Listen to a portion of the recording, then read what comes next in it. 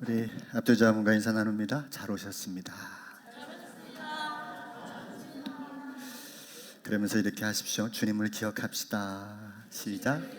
주님을 기억합시다. 네, 우리 사람만이 기억을 갖고 있는 것 같아요. 물론 뭐 동물들도 이런 기억을 가지고 있겠습니다만은 하나님을 기억할 수 있다라고 하는 건 어떤 동물도 할 수 없는, 우리만이 할 수 있는 일인 것 같습니다. 오늘 성례주의를 통해서 우리가 다시금 주님의 은혜가 기억되고 그것이 우리들 마음속에 채워지는 시간이 되었으면 좋겠습니다. 저희 집에도 그림이 하나 있습니다. 최후의 만찬의 그림이 이렇게 달려져 있는데요. 물론 최후의 만찬의 영문명은 The Last Supper라고 해요. 근데 거기 밑에는 그렇게 써 있지 않고 Remembrance of Me 이렇게 써 있어요. 나를 기억하라. 우리가 주님께로 돌아간다는 건 주님을 기억하는 것입니다. 주님을 기억할 때 우리들의 마음은 새로워지고 우리들의 삶에 새로운 질서가 만들어지고 흐트러지고 또 온갖 요란한 것으로 채워졌던 내 마음이 정화되고 새롭게 주님의 희망과 꿈으로 채워질 줄로 믿습니다. 오늘 이 성찬의 예식이 또 성례 주의를 통해서 우리 가운데 그렇게 채워졌으면 좋겠습니다. 말이 다 있군요. 오늘은 성례 주일이어서 성찬, 특별히 세례에 관련된 말씀을 잠시 나누겠습니다. 천주교에는 보통 칠성례라고 정해진 성례전이 총 7개가 있어요. 근데 우리 개신교는 다 축소하고 한 개만 가지고 있습니다. 그게 세례입니다. 개인적으로는 좀 아쉬워요. 7개 다 하면 우리도 참 좋겠다 그런 생각이 드는데 한 개이기 때문에 아주 집중해서 너무 소중하게 느껴지는 마음이 좀 없지 않아 있습니다. 여러분, 이 세례는 단순한 예식을 넘어서 또 우리와 주님이 어떤 관계에 있는지를 보여주는 가장 중요한 예전이에요. 여러분들이 이걸 꼭 기억했으면 좋겠습니다. 그래서 세례를 받으신 분들은 오늘 그 의미를 다시 새기는 시간을 가지게 될 것이고요. 또 누군가에게 세례를 베푸는 일이 교회로서 얼마나 소중하고 귀한 일인지를 발견하는 시간이 되었으면 좋겠습니다. 저는 이 세례를 세 사람의 이름표라고 정리를 해요. 항상 그렇게 머릿속에 마음속에 두고 있습니다.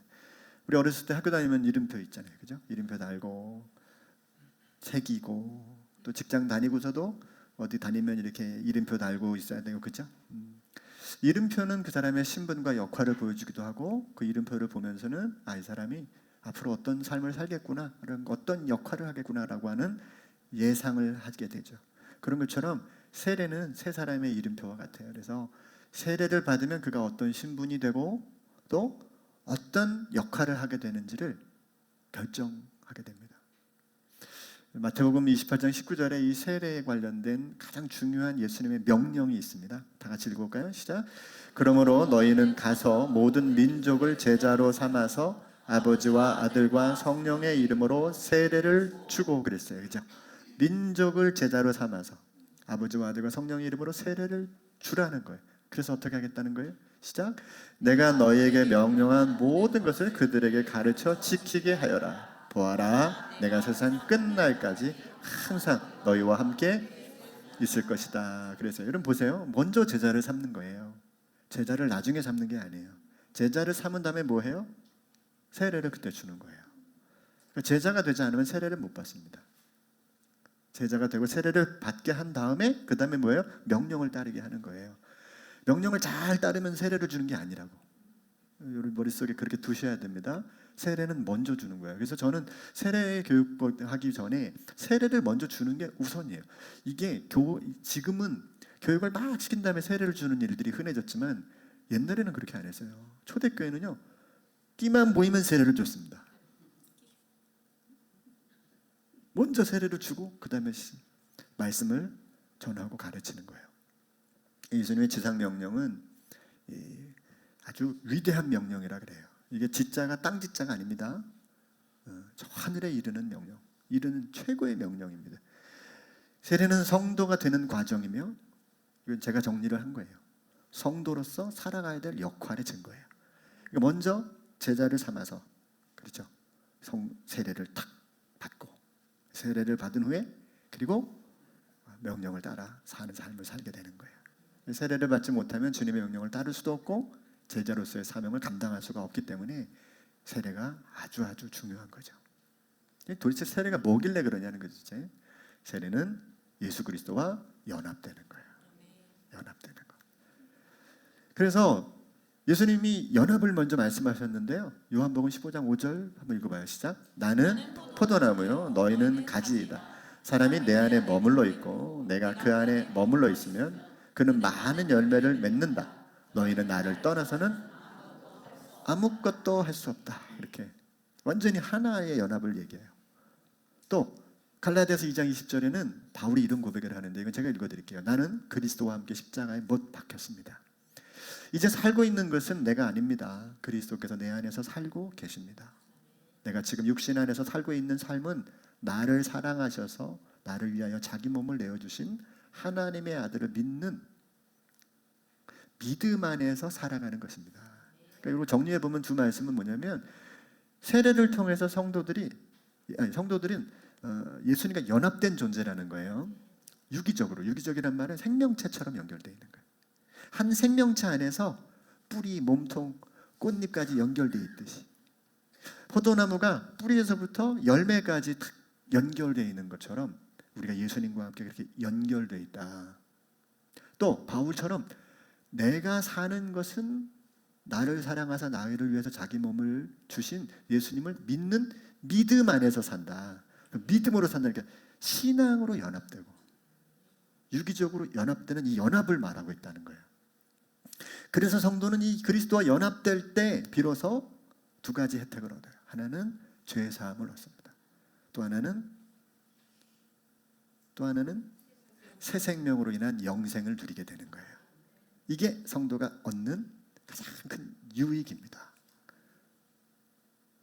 그래서 성경에 보면 베드로가 대답하였다. 회개하십시오. 그리고 여러분 각 사람은 예수 그리스도의 이름으로 먼저 세례를 받는 거예요. 먼저.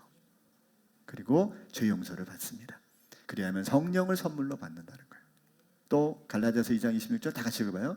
여러분은 모두 그 믿음으로 말미암아 그리스도 예수 안에서 하나님의 자녀들입니다. 여러분 포도나무가 뿌리가 마르면 죽어요. 지난주에 우리 구리시청에서 과수 화상병 약을 준대요. 농약. 이제 사과나무와 배나무가 제일 많이 걸리는 병인데 걸렸다 하면 이게 식물한테는 에이즈예요. 나을 길이 없어요. 죽는 병입니다. 근데 맨날 나눠주다가 이제 새 정부 들어서 입에 교육을 다 하고 주대요. 이제 제 교육을 윤 장관님하고 가서 딱 앉아가지고 1시간을 받았습니다. 교육생이 돼가지고 걸렸다 하면 죽는 겁니다. 이 병에 걸렸다 하면 공기 감염이라 우리 거 걸리면 옆에 있는 과수원도 다 죽습니다. 그래서 피해 보상이 청구되기 때문에 잘 들어서 우리는 약 쳤는데도 받았어요. 이거 알려줘야 됩니다. 아무튼 뿌리가 죽는 거예요. 이게 들어가면 한 겨울 내내도 사라지지 않습니다. 한 번 들어간 균이 화상병 균이 들어가면 사라지지 않습니다. 결국은 죽게 됩니다. 여러분 우리 인간은 결국 하나님을 떠난 존재로 살 수밖에 없었지만 예수 그리스도의 새로운 몸으로 우리가 전가됐죠. 예수님과 연합됨으로 인해서 우리의 죽었던 몸이 살아나는 일들이 일어난 거죠. 그게 연합이에요. 그건 우리들의 실상으로는 믿음으로 그분을 믿게 되는 은혜가 일어나는 것이죠. 한번 읽어봐요. 시작. 여러분은 모두 세례를 받아 그리스도와 하나가 되고 그리스도를 옷으로 입은 사람들이기 때문입니다. 이 그리스도로 옷 입었다잖아요. 이제. 오늘 우리가 읽은 성경에도 그렇습니다. 세례를 받아 그리스도 예수와 하나가 된 우리는 연합됐다는 거죠. 모두 세례를 받을 때 그와 함께 죽었다는 것을 여러분은 알지 못합니까? 그러므로 우리는 세례를 통하여 그와 죽으심과 연합함으로써 그와 함께 묻혔던 것입니다. 그것은 그리스도께서 아버지의 영광으로 말미암아 죽은 사람들 가운데서 살아나신 것과 같이 우리도 또한 새 생명 안에서 살아가기 위함입니다. 그랬습니다. 그래서 여러분 세례는 도대체 두 가지 종류가 있는데요. 성령의 세례와 물 세례가 있어요. 성령의 세례는 성령께서 임하는 거예요. 이 세례는. 물 세례는 이제 교회 앞에서 목회자가 이렇게 주는 그런 구조로 되어 있습니다. 여러분 근데 문제는 뭐냐면 이제 이 세례는 대부분 나타나는 결과가 되게 관념적이에요. 그리스도와 연합됐다는 게 눈으로 보입니까? 믿음으로 주님과 하나 돼서 영생을 누리게 됐다는 게 눈으로 안 보이잖아요. 그러니까 눈으로 보일 수 있도록 예식이 필요한 거예요. 이게 되게 중요한 겁니다. 그래서 저는 눈으로 보이는 세례 예식을 통하여 보이지 않는 성령의 세례를 우리가 믿을 수 있고 확인할 수 있는 기회로 삼은 거라고 저는 보여져요. 그래서 이게 되게 중요합니다. 물 세례가. 그런데 문제가 뭐냐면 이거예요. 이 세례가 조금 이따 설명하겠습니다. 이 세례가 이제 교회 사명이기도 하고 또 그래서 우리는 이 세례를 세상에 선물해 줘야 돼요. 저 여러분들만 좋은 약을 먹고 있는 게 아니라 신약과 구약만 먹고 우리만 믿어야지, 우리만 천국 가야지 이런 분들이 많아요. 의외로. 네. 저 사람은 절대 교회 다니면 안 돼. 이런 작정하고 있는 사람들이 많다니까요. 하나님은 그렇지 않은데 우리 스스로 이미 재단을 다 해놓고 요 사람 정도까지 믿을 수 있고 요 사람 것까지는 안 되고 정해져 있다니까. 근데 사실 안 그래요. 세상의 세례를 우리가 선물해야 돼요. 우리도 받았잖아요. 세례를 선물로. 선물로 줘야 돼요. 자, 그런데 말씀을 지켜서가 아니라 믿음을 결단한 사람에게 이걸 준다고 말씀을 제가 드렸죠. 이게 그 사도행전 8장에 보면 빌립이라는 집사님이 이렇게 사막 가운데로 지나가다가 예루살렘을 방문하고 본국으로 돌아가던 에디오피아, 그 당시에 에디오피아는 굉장히 잘 살고 세계 최고의 나라였는데 거기에 여왕의 네이시가 믿음이 좋았나 봐요. 여왕의 허락을 받고 예루살렘을 방문해가지고 믿음을 좀 찾아가서 이제 가려고 그러는데 예루살렘을 왔다가도 믿음이 안 생기는 거예요. 잘 모르겠는 거야. 성경이 도대체 이사야서에게 뭐라고 써 있는 거지? 그러다가 빌립 집사님을 만났어요. 이 빌립 집사님이 이 사람의 네시의 이름이 간다게인데 이 간다게를 만난 거야. 간다게가 아니 이게 성경에 나오는데 이게 도대체 뭡니까? 그 빌립 집사님이 설명을 잘 합니다. 도대체 이분들의 언어가 뭔지는 잘 모르겠지만 통역병도 있었던 것 같아요. 참 번역을 다 해주니까 이 간다게가 다 듣고 나서 하는 말이 뭔지 아세요? 저기 지나갔는데 물이 있네요. 나 세례 받아도 되지 않겠어요? 내가 받아도 될 것 같은데요? 그랬더니 빌립 집사님 바로 그 자리에서 아멘. 그래서 같이 세례를 주고 각자의 길로 갑니다. 에티오피아에 그때 복음이 들어가서 지금도 에티오피아의 유적에는 교회가 있습니다. 교회의 유적이 있어요. 그때 가서 세운 교회들이 있습니다. 교회는요 세례를 더 많이 행할수록 좋습니다. 그래서 힘써서 우리 자녀들에게 세례를 줘야 돼요. 태어나면 2살 안에 또 놓쳤으면 요새 우리 예장 합동층은 13살 안에 또 줍니다. 어린이 세례도 또 줍니다. 왜냐면 그 시간이 너무 공백기가 많다고 해가지고 우리 노회에서 발의했어요. 우리 노회에 그 김한성 목사님이란 분이 계신데 그분을 통해서 총회에 발의해가지고 이 전국에 어린이 세례를 주는 교단은 우리 교단밖에 없습니다. 또 지인들에게 세례를 줍니다. 교회 안 다니는 분들한테 세례를 줍니다. 뭘로? 선물로 드리는 거예요. 하나님의 선물로 여러분 세례를 주는 놀라운 은혜가 있었으면 좋겠습니다. 왜? 세례가 믿음의 출발이기 때문에. 자, 세례는 사명 감당을 위해서 자격을 부여하는 일이에요. 결단함으로 세례를 받은 후에는 주어진 말씀의 길을 가야 될 책임을 발견하게 되는 거예요. 그래서 여러분 영국의 중세 시대 때 영국의 왕들 중에 여러 왕들이 있었어요. 특별히 헨리 왕 같은 경우, 헨리 4세 같은 경우는 세례를 주고도 안 받았어요. 교황이 받아 싫어요 안 했어요. 왠지 뭔지 아세요? 세례를 받으면 그대로 말씀대로 살아야 되는 부담이 너무 크니까 나는 안 살아야지 이렇게 생각하고 안 받았어요. 네. 윤홍식 성도님 긴장하지 마십시오. 네, 그렇게 하는 거 아니니까 걱정하지 마십시오. 세례를 받는 것이 신앙의 목적이 아니고요. 신앙의 목적은 세례를 받았기 때문에 그 이름에 걸맞게 믿음의 삶을 이제 살아나가는 거예요. 그 다음부터는 세례받은 자에게 자연스럽게 일어납니다. 그래서 여러분 이 성례전은 성령 세례와 또 물 세례의 그 시차로 인해서 문제점을 해결해줘요. 자, 성령 세례를 아까 얘기했고 물 세례를 얘기했는데 성령 세례는 뭐라? 성령께서 임하는 거예요. 그 사람에게 임하는 거예요. 성령이 임하면 어떤 결과가 일어나요? 예수님이 믿어져요. 하나님이 아저씨가 아니라 아빠가 돼요. 여기 누가 하나님 이모부 이런 사람 없잖아요. 다 아버지가 돼요. 그게 믿어지는 거예요. 성령의 세례가 없이는 이 믿음이 안 생겨요. 제가 장담컨대 여기 계신 분들이 대부분이 하나님을 아버지로 믿으실 거예요. 알죠? 네. 오늘도 그 아침에 이렇게 말씀 나누며 이야기를 하는데 다 장로님, 뭐 그 집사님, 또 이 세례 받으신 분들 다 아멘, 아멘, 다 아멘 하세요. 아멘 하세요. 성례전은 이 성령 세례가 임했다라고 하는 것을 보여주는 건데 문제가 있어요. 문제가 물 세례를 받았는데 성령 세례를 못 받는 경우도 있어요. 이런 경우가 있을 수 있을까? 있을 수 있어요. 사람이기 때문에. 이럴 때 문제가 생겨요. 그런데 이 성례전을 반복하면 어떤 은혜가 있냐면 내가 받은 세례의 참된 의미를 돌아보게 되는 거예요. 그랬구나. 그래서 어느 순간에 내가 먹는 이 빵, 내가 먹는 이 포도주가 예수님의 몸을, 예수님의 피를 기념하는 것이구나. 그걸 돌아보게 하는 거구나. 그걸 기억하게 하는 거구나.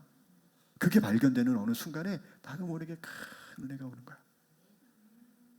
그래서 여러분, 이 성례전은 성령 세례와 물 세례의 시차가 극복될 수 있는 기회예요. 그래서 이건 많이 할수록 좋아요. 저희 교회 1년에 4번 하거든요. 4번 하는데 우리 노회에서 제가 다 확인해 봤어요. 4번 하는 교회가 거의 없어요. 사실 매달 해야 돼. 그러면 우리 권사회가 힘들겠죠. 네. 천주교는 매주 해요. 부러워요. 얼마나 편해. 설교도 안 하고 그것만 계속한다. 너무 좋잖아. 근데 이거보다 더 좋은 게 어디 있어요? 먹고 마시면 그것으로 다 끝나지. 생각해보면 성찬 예식을 통해서 우리는 공동체도 돌아보고 우리 자신도 점검하고 세례자로서 온전한 삶을 살고 있는지를 돌아보게 돼요. 그러니까 여러분 드시면서 맛없다 맛있다 이렇게 판단하시기 전에 그거는 이 성찬 예식하고 아무 상관이 없어요. 오늘 이거 유기농이네 이러지 마세요. 중요한 건 나를 돌아보는 거야. 우리 공동체가 이걸 먹는 공동체구나. 또 나는 그리스도와 함께 죽었구나. 이제 그리스도를 통하여 새 생명을 얻어서 살고 있구나. 이제 나는 부활의 영광을 누리게. 이런 감격적인 걸 자꾸 기억하고 떠올리시면, 그리고 다시 믿음을 붙들고 나가는 기회가 되면 이 성례전을 할 때마다 새 힘을 얻는 거예요. 무엇보다 주님의 보혈로 의롭게 여겨주신 은혜를 기억하면서 이 땅에서 우리가 죄의 종로를 타면서 살게 될 수밖에 없는 그 연약함을 거부하고 마음의 결단을 해보는 거예요. 주님이 피 흘리기까지 순종하셨는데. 그래서 이게 본문입니다. 오늘 본문은 6장 3절과 4절을 5절, 6절, 7절에서 더 한 번 더 자세하게 표현해 주고 있어요. 그래서 5절부터 한번 읽어볼게요. 시작. 우리가 그의 죽으심과 같은 죽음을 죽어서 그와 연합하는 사람이 되었으면 우리는 부활에 있어서도 또한 그와 연합하는 사람이 될 것입니다. 우리의 옛사람이 그리스도와 함께 십자가에 달려 죽은 것은 죄의 몸을 멸하여서 우리가 다시는 죄의 노예가 되지 않게 하려는 것임을 우리는 우리가 죄 가운데 빠질 수밖에 없고 죄를 호흡하고 살 수밖에 없는 사람들이긴 하죠.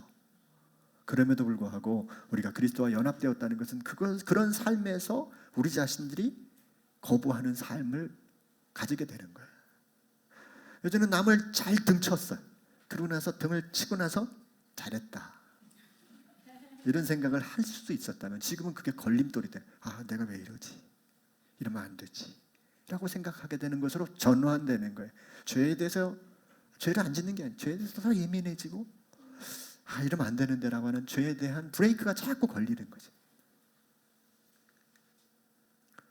죽은 사람은 이미 죄의 세력에서 해방되었기 때문에 저와 여러분들은 죄로부터 죽었기 때문에 이제는 우리는 예수 그리스도와 더불어 영생을 누릴 사람이 되었다는 것이죠. 한 번 더 읽습니다. 우리가 그리스도와 함께 죽었으면 그와 함께 우리도 또한 살아날 것임을 믿습니다. 아멘. 네. 이제 정리할게요. 사람이 자신을 인식하는 만큼 살게 돼요. 내가 나를 인식하는 만큼 산다고 그래요. 그런 것처럼 신앙이 인식하는 것만큼 우리는 믿고 살아갈 수가 있는 거예요. 그렇죠? 베드로후서 1장 3절부터 제가 오늘 설교를 다 이분이 요약해 놓으셨더라고. 미리 요약해 놨어요. 그래서 여러분 좀 길지만 오늘 설교를 요약한다는 마음으로 한 번 더 읽어보세요. 우리 자신들에게 한번 적용해 보세요. 저는 이걸 몇 번에 읽는데 눈물이 나더라고. 같이 한번 읽습니다. 시작. 하나님께서는 우리가 그를 알므로 말미암아 생명과 경건에 이르게 하는 모든 것을 그의 권능으로 우리에게 주셨습니다. 하나님은 우리를 부르셔서 그의 영광과 덕을 누리게 해주신 분이십니다. 그는 이 영광과 덕으로 귀중하고 아주 위대한 약속들을 우리에게 주셨습니다. 그것은 이 약속들로 말미암아 여러분이 세상에서 정욕 때문에 부패하는 사람이 되는 것이 아니라 하나님의 성품에 참여하는 사람이 되게 하시려는 것입니다. 그러므로 여러분은 열성을 다하여 여러분의 믿음에 덕을 더하고 덕에 지식을 더하고 지식에 절제를 더하고 절제에 인내를 더하고 인내에 경건을 더하고 경건에 신도 간의 우애를 더하고 신도 간의 우애에 사랑을 더하도록 하십시오.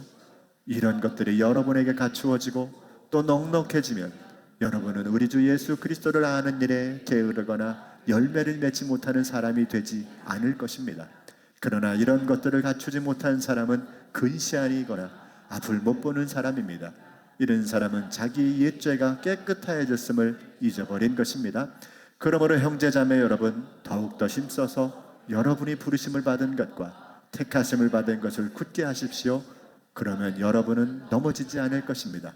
또한 여러분은 우리의 주님이시며 구주이신 예수 그리스도의 영원한 나라에 들어갈 자격을 충분히 갖출 것입니다.